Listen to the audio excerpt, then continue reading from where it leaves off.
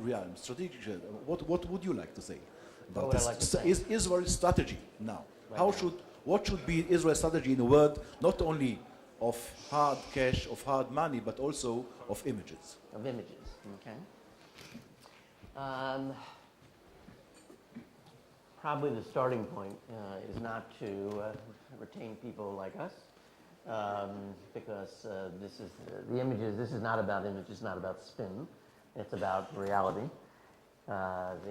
Images are part of reality. They're part of reality. But it has got to be grounded. No amount of advertising about Israel and its virtues will address the problem unless we're dealing authentically with things about Israel that relate to the conflict, and not just the conflict as we talked about in the last session, but also the recent events, Goldstone and others in Gaza, as well.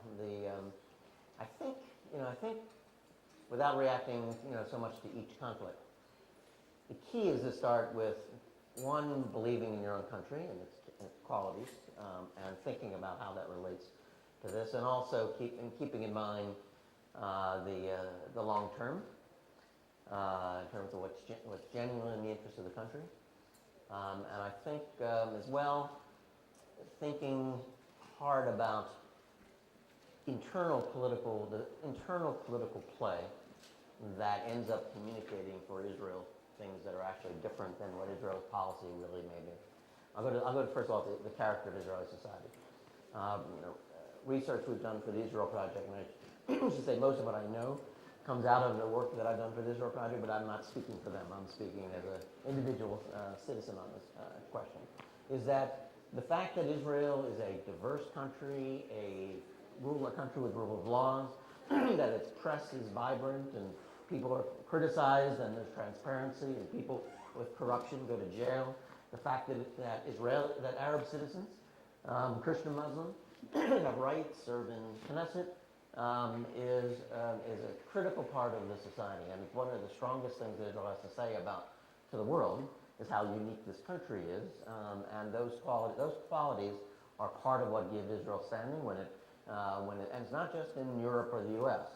Those qualities are also admired in the Arab world, and so part of this is focusing on your true strength as a. So you're talking about the Tom Sawyer syndrome, of making the negative into a positive or into an asset. Well, it's not just negative into a positive. It's I'll go to the question of Israeli Arabs. We all know that this is a complex issue for Israel, but these things have impacts, have consequences, and so for Israel to be a democratic society with civic equality is a critical part of being a democratic society that's admired, that's a model in the region and admired in Europe and elsewhere.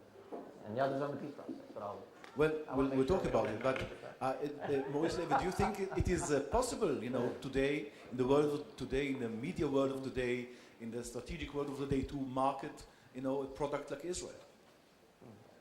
I would never use the word market and never the word brand or product regarding a country, and particularly a country like Israel. I think it is irrelevant, it is wrong. Obviously, there are some methods and there are techniques that we can use in order to make our position clear and well understood by everyone, but to use the marketing technique regarding a political issue like Israel and the war and the peace and the future is something for which I have a real profound rejection. When it comes to Israel, first I have to be very cautious because I'm living in a comfortable situation outside Israel. I'm not part of the country. I'm living in France and traveling. I have a nice job, and obviously to come and to give lessons and lectures and to tell people what they should be doing is something which is relatively easy. But this is why you're here. No, and I will not do that. I'm here first because I love this country, and I'm here because if I can help, I will do it with my heart and a lot of very good feelings. when it comes to Israel, you have a situation which is very complex, which is not comparable to any other situation in the world, including what happened in Ireland or including what happened in other regions of the world, because there is one ingredient which is the passion which is there and which goes beyond reason. I have been working for a peace campaign, and I was very proud of what we have done because we have worked with Israelis and Palestinians. Can you tell us a little bit about it? Yes, and it was a process that I initiated with the Shimon Peres Center of Peace, and we brought in some Israeli people, some Palestinians. It was very difficult. They were going through the roadblocks, through a lot of checkpoints, and it took them most of the time 4 or 5 hours to join a meeting. So it was not easy for them.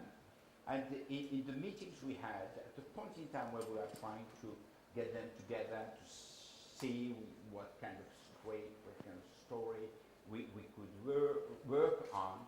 And very often we had a crisis in the meeting because people were saying, no, I'm sorry, you cannot speak about the blood of Jews the same way you speak about the blood of Palestinians. Our blood is much more difficult to bear.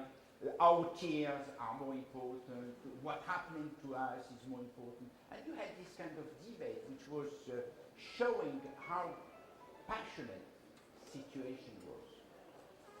I have, so from this experience, which was so strong and emotionally something I will never forget, and probably one of the most interesting experiences in my life, I brought a few lessons.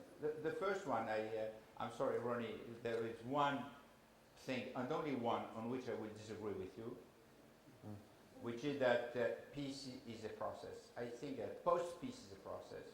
Peace should not be a process. If you look at Anwar al-Sadat, he has not built a process. He made a declaration, he said, I'm ready to meet, I'm ready to come to Jerusalem, I'm ready to make peace. That was clear, strong. Obviously, situation which was much easier because it was getting back the Sinai for him and building a kind of peace, but he paid that with his own life. I would say we're still in the peace process with Egypt now. Yes, but I agree on that, fully. And we are still in a cold peace process. Very cold. There is nothing warm. There is no love. And we are not making any love with the Egyptian, unfortunately. So I believe, I'm speaking, it is an image. And if there is something which has not given any justice to Israel, is the fact that the point of view of Israel has been always either not articulated, presented in the best possible way, or it has been caricatured. And at the end of the day, when you look at the public opinion of the world, and including in what's going on in the United Nations, etc., there is no grip on the position of Israel because Israel is always reacting. And if there is something in terms of strategy, and we cannot let people go burning our destiny. And we have to make decisions and make those decisions known. If there is something on which I fully 200% agree, that we have to seize the moment now. In 20 years' time, we will have more Israeli Arabs in Israel, or maybe not 20, but 30 or 40 years, history there, than there will be Jews. So if we want peace, if we want a country, if we want a Jewish country, we have to take action, we have to make proposals, we have to take position, and we have to make this known, and we have to take the initiative. Okay. Let me ask you about this strategy. I mean,